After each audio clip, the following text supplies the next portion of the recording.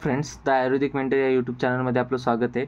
तर आपण बघत होतो संस्कृतचा सिलेबस बघत होतो. तर संस्कृतच्या सिलेबसमध्ये आपण पहिल्यांदा संस्कृत वर्णनाम परिचय बघितलं. त्यामध्ये आपण वर्ण प्रकार बघितले, माहेश्वरी सूत्र बघितलं, उच्चारण स्थान बघितले, प्रयत्न बघितले. तर हे सर्व टॉपिक मिळून आपल्याला 5 मार्काचं वेटेज देते. नंतर आपण सेकंड टॉपिक बघितला संज्ञा प्रकार. संज्ञा प्रकारांमध्ये आपण संज्ञा बघितल्या, संज्ञाचं एक्सप्लेनेशन, संज्ञाचं आपण हे बघितलं, अर्थ वगैरे बघितले. तर त्याचं वेटेज आपल्याला 5 मार्काचं आहे. म्हणजे आपण टोटल 10 मार्काचा सिलेबस कव्हर केला. तर 10 मार्काचं आपल्याला हे सर्व फक्त MCQच्या दृष्टीने महत्त्वाचं आहे. आता आपण बघणार आहोत संधी प्रकरण. संधी प्रकरण आपल्याला SCQच्या याच्यात पण विचारतात आणि LEQच्या याच्यात पण विचारतात.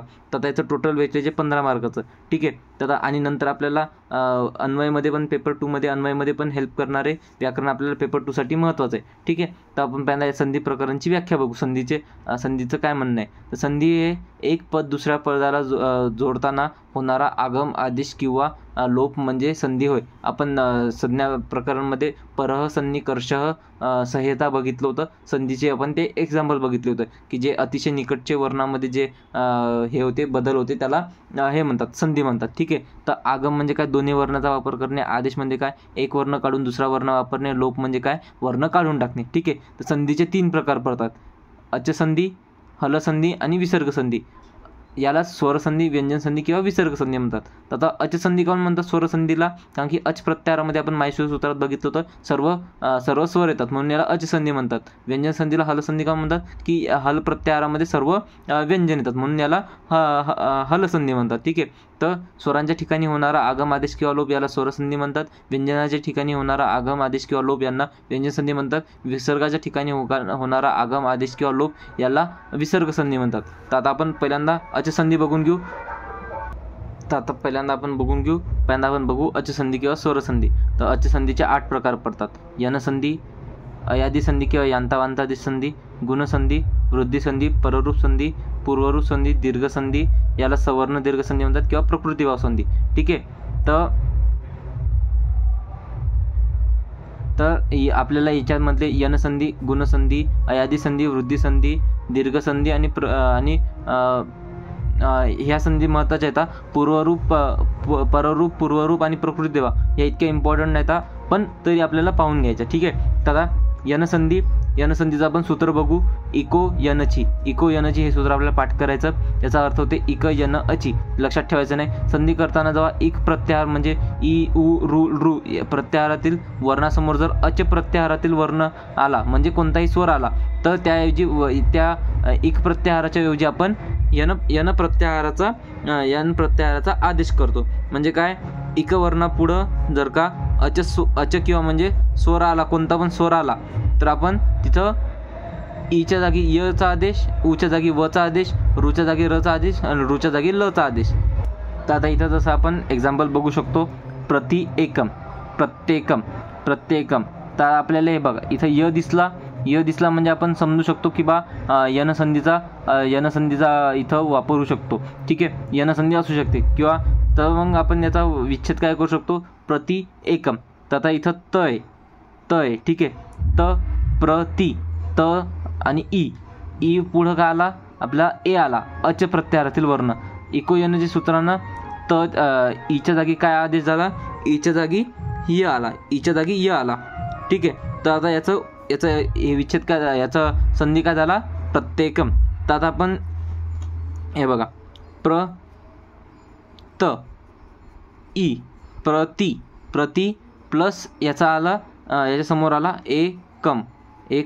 तर आता ई पुढं आला, ई म्हणजे इक प्रत्याहारासमोर आला अच, तर ईचा काय होईल, ईचा होईल य, ईच्या जागेवर य होईल.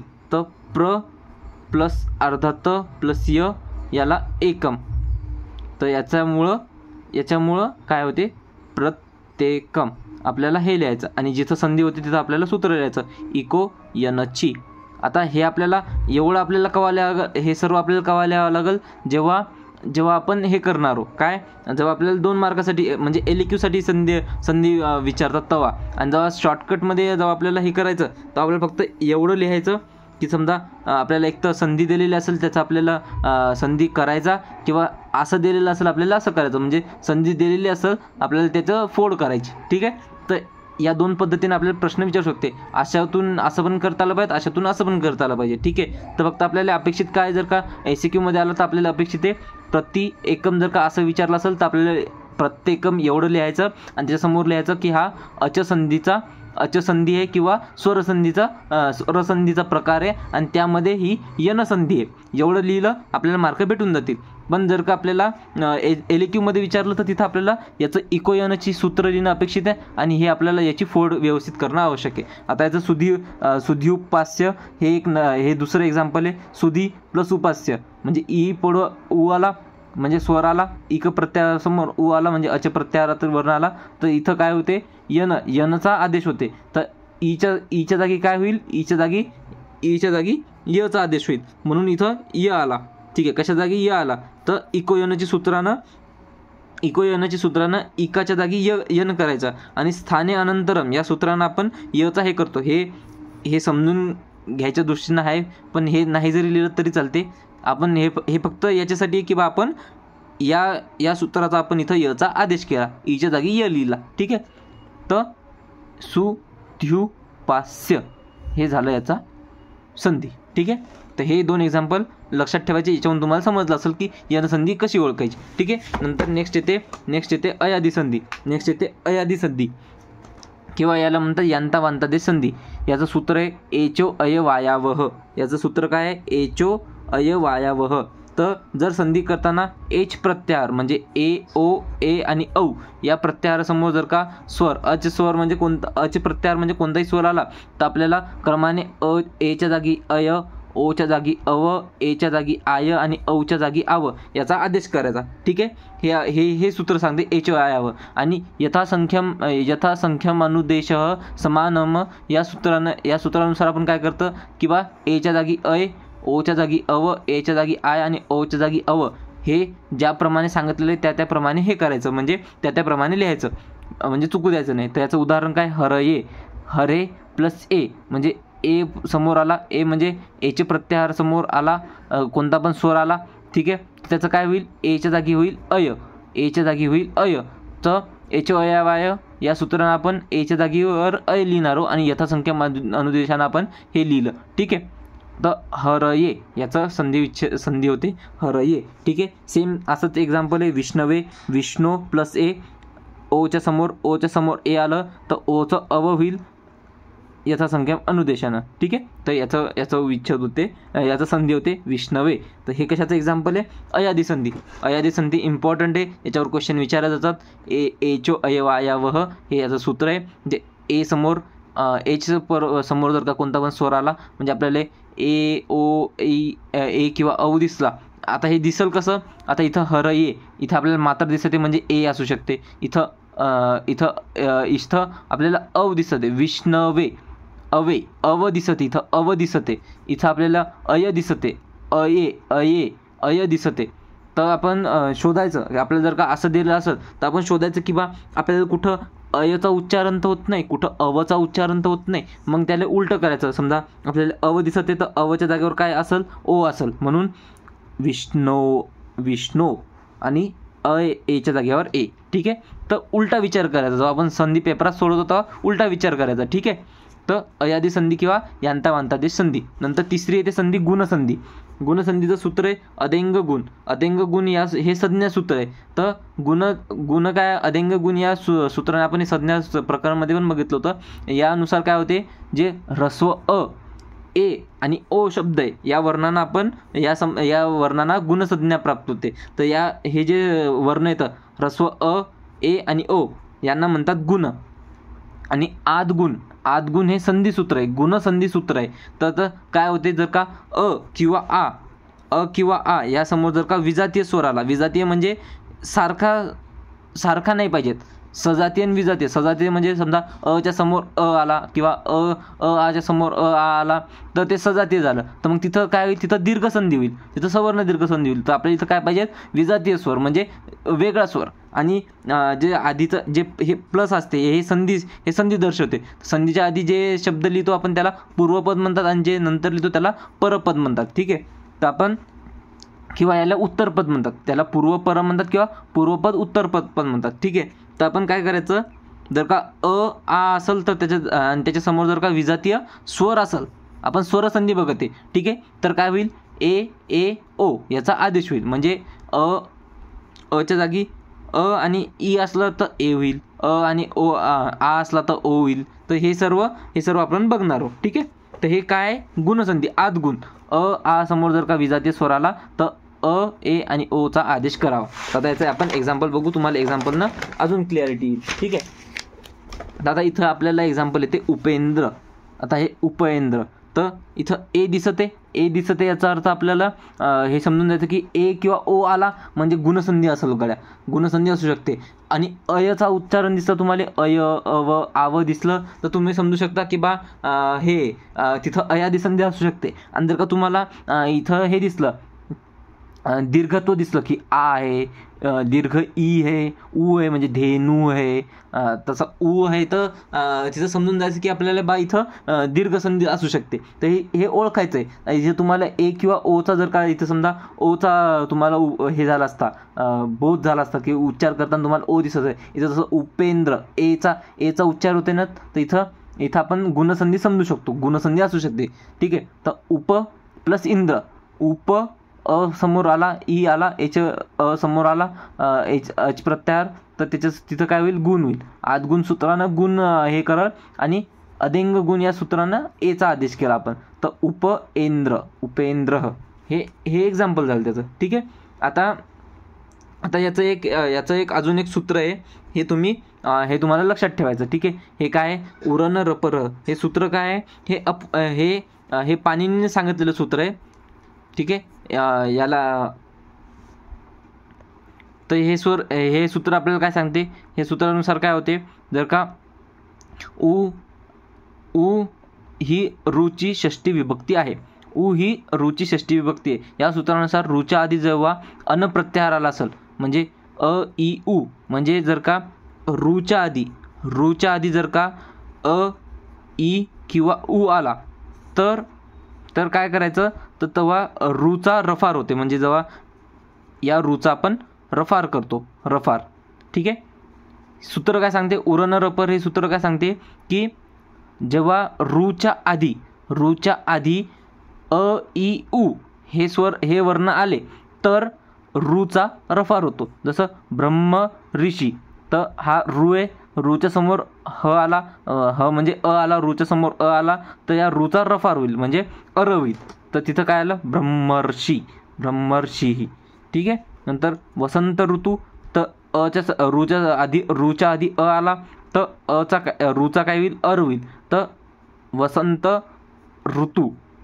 ऋतू, ठीक आहे. तर हे याचे एक्झाम्पल येतं, ठीक आहे. तर हे इम्पॉर्टंट येतं, हे लक्षात ठेवायला लागणार आहे तुम्हाला, ठीक आहे. वसंत ऋतू एकदम इझी आहे. रूच्या आधी जर का अ ई किंवा उ आला तर रूचा रफार होतो, ठीक आहे, ओके. आता नेक्स्ट येते वृद्धी संधी. आता लोक आपण काय बघितलं, यनसंधी, इको यनची, नंतर बघितले आपण गुणसंधी अयादी संधी बघितली, नंतर आपण बघितली गुणसंधी, अदेंग गुण किंवा आदगुण. अदेंग गुण गुण संज्ञा सांगणारं सूत्र आहे आणि आदगुण गुणसंधी संधी सूत्र आहे, ठीक आहे. अयादी किंवा अंच यांता जे संधीचं याचं सूत्र काय, एचो अय वायावह, ठीक आहे. आता आपण बघणार आहोत वृद्धी संधी. तर वृद्धी संधीमध्ये पण सेम गुणसंधी सारखीच आहे.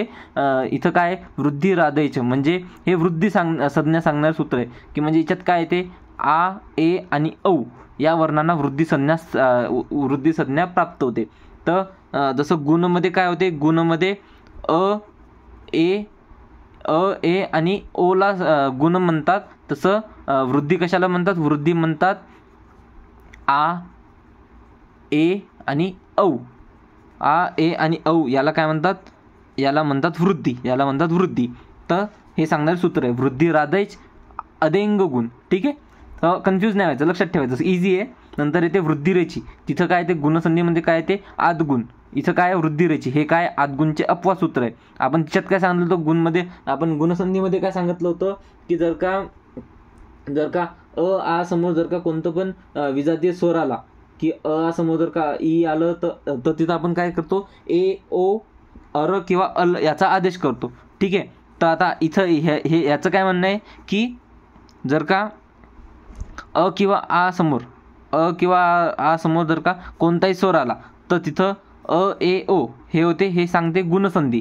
पण वृद्धिरेची काय म्हणते की अ आ समोर जर का ए ओ किंवा ए ओ हे 4 वर्ण आले, इथं काय, इथं कोणताही स्वर आहे, इथं फक्त हे 4 जर का आले तर काय होते, तिथं आ ए ओ म्हणजे वृद्धिसंधी होते. तर गुणसंधी मोठी आहे, गुणसंधीमध्ये सर्व स्वर येतात. पण इथं वृद्धिसंधीमध्ये कंपल्शन आहे की इथं फक्त हे 4च जर का स्वर आले, अ ए ओ ए औ हे सूत्र जर का आले तर तिथं आ ए औ याचा आदेश करायचा. हे काय म्हणते वृद्धिरेची. सोपं आहे, गुणसंधी वृद्धिसंधी. ठीक आहे. तर आता लोक आपण 4 संध्या बघितल्या. आता आपण 5वी संधी बघणार आहोत. हे त्याचं एक्झाम्पल आहे की अ आ समोर जर का ए ओ आला तर वृद्धीचा आदेश होते. वृद्धीमध्ये काय ते, वृद्धीमध्ये ते आ ए आणि औ. ठीक आहे, चालते. नंतर आता हे ओळखाल कसं की बा हे वृद्धिसंधीचं उदाहरण कसं आहे, तर तिथं तुम्हाला औ म्हणजे कृष्णई, ए म्हणजे काय, याच्यात तुम्हाला 2 मात्रा दिसतील. आता तर तुम्हाला ओळखू येते. आणि ऐ जर का असेल तर औ जर का असेल तर हे, म्हणजे जर का तुम्हाला कुठं जरी 2 मात्रा किंवा काना आणि 2 मात्रा दिसल्या तर हे वृद्धिसंधीचं एक्झाम्पल असू शकते. जसं इथं तुम्हाला गंगौघ म्हणजे तुम्हाला इथं औचा प्रभाव दिसते, इथं तुम्हाला एचा प्रभाव दिसते, म्हणजे काय वृद्धी आहे. जर का तुम्हाला फक्त ए आणि ओचा प्रभाव दिसत असेल तर तिथं काय, तर तिथं गुणसंधी आहे. ठीक आहे. तर इथं काय कृष्णैकत्वम, तर नाही ऐ दिसते तर ए कृष्ण अच्या समोर ए, तर वृद्धिरेची सूत्रानं एचा आदेश, तर याचं संधी काय होईल, कृष्णैकत्वम. तसंच गंगा प्लस ओघ, आ समोर ओ आला, आ समोर अ किंवा आ समोर जर का हे 4 वर्ण आले, ए ओ औ, तर आले ओ आला तर याचं काय होते, आ ए औ होते. तर इथं औ झालं गंगौघ. ठीक आहे, इझी आहे, जास्त काही अवघड नाही, समजून घ्या, समजून जाईल. ठीक आहे. नंतर इथे पररूप संधी. तर पररूप संधी काय आहे, याचं सूत्र आहे एंगी पररूपम. काय आहे, एंगी पररूपम. पररूप म्हणजे काय, उत्तर पदातील प्रथम स्वर. ठीक आहे. तर अकारांत उपसर्ग, जे पण अकारांत उपसर्ग आहे त्याच्यासमोर जर का एंग प्रत्याहारातील वर्ण आला, एंग प्रत्याहारामध्ये काय ते ए आणि ओ एंग प्रत्याहार. ठीक आहे.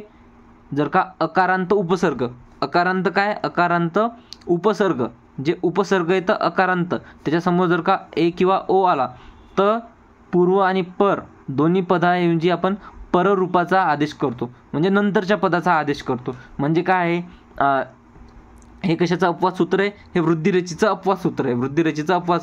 वृद्धिरेची आपल्याला काय म्हणते, की अ आ समोर जर का अ किंवा आ समोर जर का ए ओ जर का आलं तर आपण काय करायचं, तर आपण वृद्धीचा आदेश करायचा की ए आणि औचा आदेश करायचा. पण हे काय म्हणते, जर का फक्त अकारांत, हे काय, हे सर्व अकारांत शब्द कोणतं पण असो, पण इथं काही असो, पण यांचं म्हणणं आहे की अकारांत उपसर्ग पाहिजेत. यांची कंडिशन काय, याची कंडिशन जर का अकारांत, कोणता पण अकारांत असेल तर वृद्धिसंधी. ठीक आहे.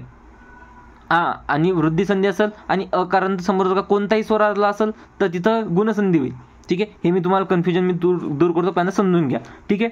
पहिल्यांदा एंग प्रत्याहार ए ओ आले असता पूर्व आणि पर दोन्ही पदाऐवजी पूर्वरूपाचा पररूपाचा आदेश करायचा. पररूप म्हणजे नंतर. ठीक आहे. तर जसं इथं उपशती उप काय आहे, उप हे उपसर्ग आहे. आपल्याला 22 उपसर्ग दिलेले येतं, 22 उपसर्ग येतं. ठीक आहे. तर याच्यातले जे अकारांत उपसर्ग येतं, इथं आहे, इथं आला अ, तर याच्यासमोर जर का ए किंवा ओ आला असेल, ए किंवा ओ आला ओ, तर ओ, तर इथं जर का आपण वृद्धिसंधी बघितली असती, इथं समजा हा जर का उपसर्ग नसता, हा उपसर्ग नसता, तर आपण इथं काय केलं असतं, अ पुढं ओ आला तर आपण इथं औ केला असता वृद्धिरेची सूत्रानं. पण इथं काय, इथं उपसर्ग आहे, त्याच्यामुळं आपण इथं काय केला, इथं आपण पररूप आदेश केलं, पररूपचा आदेश केला, म्हणजे जे नंतरचा शब्द आहे याला आपण पूर्व म्हणतो, याला म्हणतो पर, तर आपण या पररूपाचा आदेश केला. कोणत्या सूत्रानं? एंगी पररूपम सूत्रानं. एंगी पररूपम.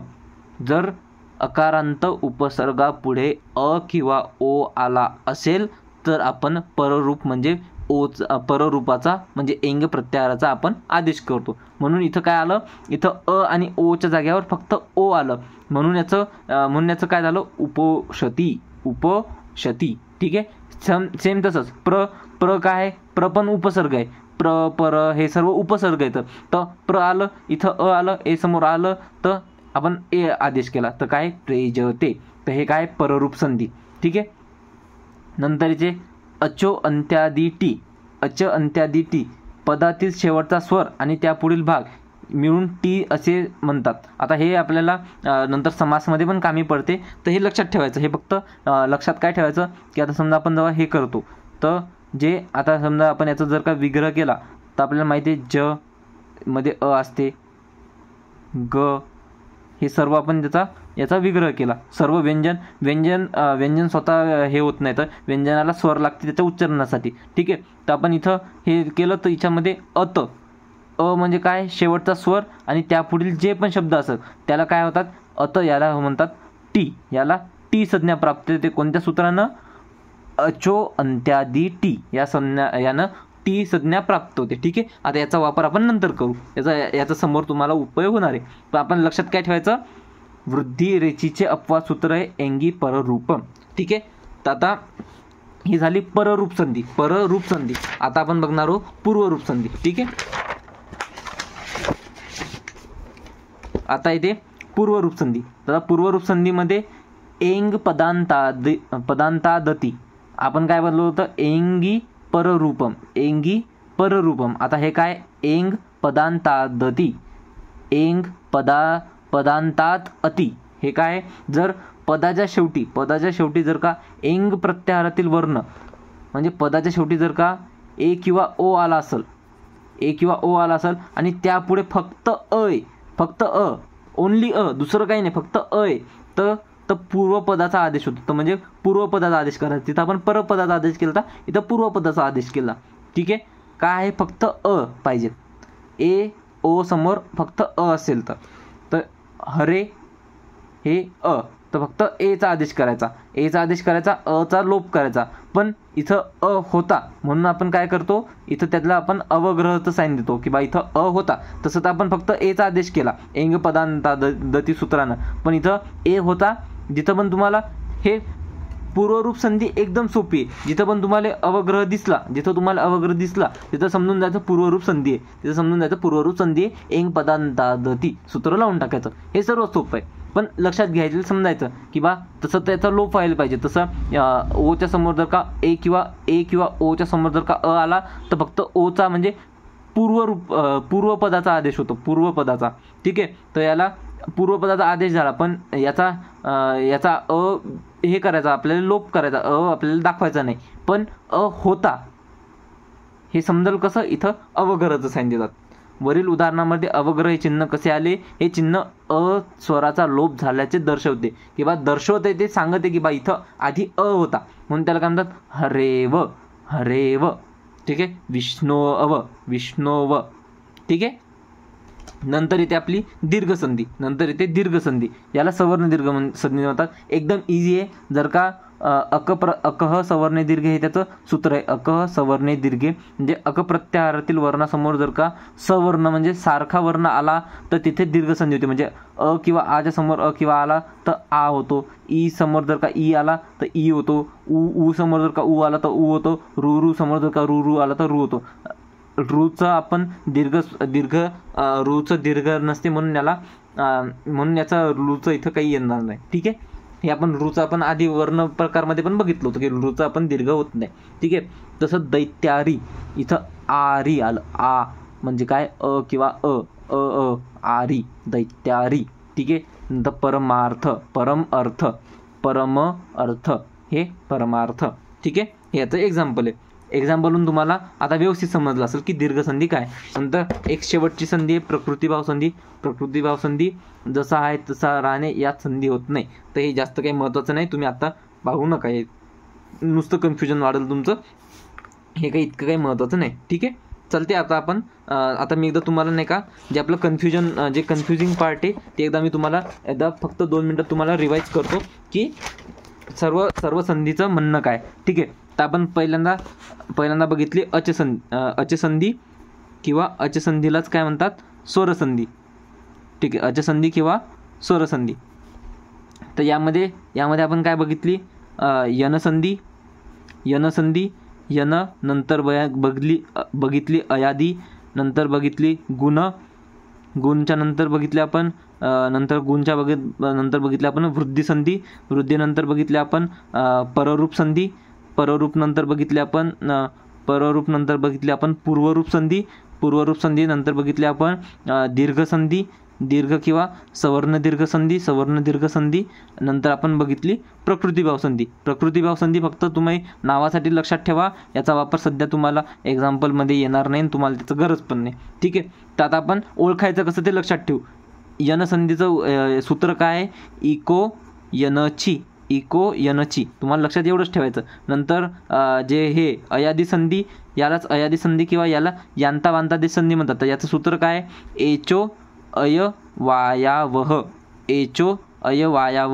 हे काय आहे, याचं अयादी संधीचं सूत्र आहे. नंतर आपण बघितली गुणसंधीमध्ये अदेंग गुण किंवा गुण कोणाले म्हणायचं हे सांगणारे सूत्र आहे अदेंग गुण. यानुसार काय आहे, अ, ए आणि ओ याला आपण काय म्हणतो, याला आपण गुण म्हणतो. आणि आदगुण काय आहे, आदगुण हे संधिसूत्र किंवा जर का स्वर समोर जर का हे आलं, कोणत्या पण स्वर समोर जर का अ किंवा आ याच्या समोर जर का कोणताही स्वर आला तर आपण काय करतो, ए ओ याचा आदेश करतो, म्हणजे गुणाचा आदेश करतो. हे सांगणारं गुणसूत्र आहे. ठीक आहे, आदगुण. नंतर आपण बघितली वृद्धिसंधी. वृद्धिसंधीमध्ये वृद्धी रादैच हे काय म्हणते, याच्यानुसार आ, ऐ आणि औ याला वृद्धी म्हणतात, याला काय म्हणतात, वृद्धी म्हणतात. ठीक आहे, तर याला वृद्धी म्हणतात. नंतर वृद्धिरेची सूत्र, वृद्धिरेचीनुसार वृद्धिरेचीचं काय म्हणणं आहे, जर का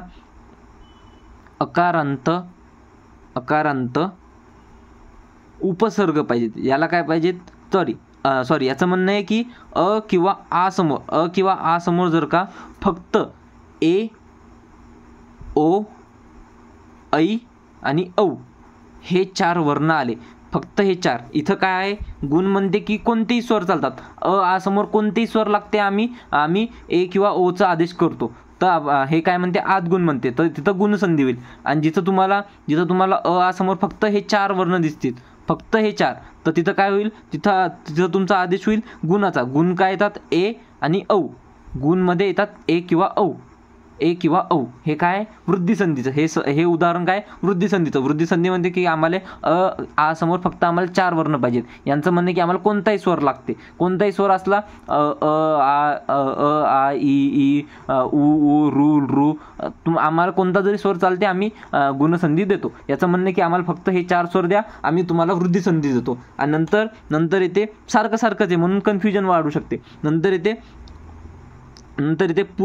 पररूप संधी. पररूप संधीचं म्हणणं काय आहे, एंगी पररूपम.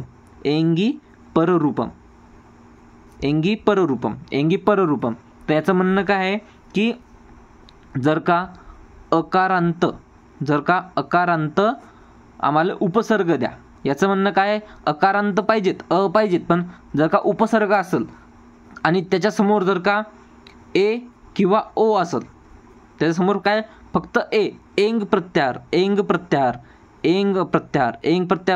म्हणजे काय ते ए ओंग. आपण हे बघितलेलं सूत्र आपण शिवसूत्र बघितलेलं. तर एंग प्रत्याहारमध्ये काय ते 2च वर्ण येतात, ए ओ.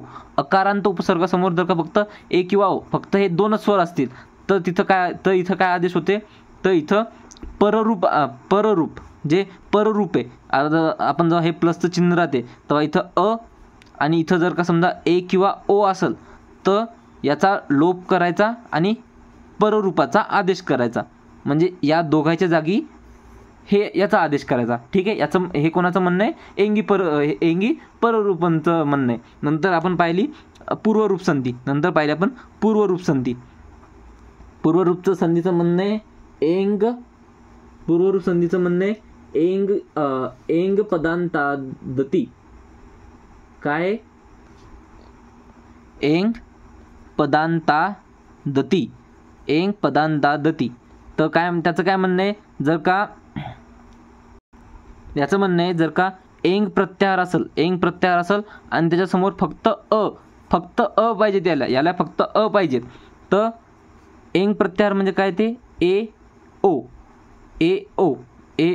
जर हे असेल एंग प्रत्याहार समोर जर का अ आला असेल तर पूर्वरूपाचा आदेश करायचा. ठीक आहे, आणि याचा पररूपाचा विग्रह करायचा. पण इथं काय आहे ते? इथं जेव्हा आपण ए किंवा ओचा आदेश करतो आणि अचा आपल्याला लोप करायचा, पण अ इथं होता म्हणून नाही का आपण तिथं अवग्रहचं साइन देतो, जसं की हरेव. ठीक आहे, हरेव हे एक्झाम्पल बघितलं होतं. तसं तर ए समोर ए किंवा ओ समोर अ आला होता तर अव आलं होतं, तर अचा आपण लोप करायला पाहिजेत, पण अ इथं होता हे अवग्रह, म्हणून अवग्रह दिसतं तुम्हाला की लगेच सांगायचं पूर्वरूप संधी. ठीक आहे, तर हे सर्व सूत्र आणि ही त्याची सर्व गोष्टी. तर आता तुम्हाला संधी समजली असेल. अचे संधी, स्वर संधी तुम्हाला इझिली समजली असेल, काही प्रॉब्लेम नाही. हे सर्व तुम्हाला मी शॉर्टकटमध्ये सगळं समजून विदाऊट एनी कन्फ्युजन सांगितलं. पुन्हा तुम्ही एवढं जरी पुन्हा बघितलं तरी तुम्हाला सर्व समजून जाते. ठीक आहे, आणि बाकी तुम्हाला नोट्समध्ये सर्व मी दिलेलंच आहे. ठीक आहे, तर व्यवस्थित अभ्यास करा, कन्फ्युजन काही नाही. याच्यावरचे क्वेश्चन सॉल्व्ह करून बघा, तुमचे क्वेश्चन सॉल्व्ह होतील आता. ठीक आहे, आणि जे एक्झाम्पल मी सॉल्व्ह करून दिलेले आहेत ते परत बघा. ठीक आहे, चालते. आपण आता नेक्स्ट लेक्चरमध्ये आपण हे घेऊ, व्यंजन संधी घेऊ. ठीक आहे, चालते.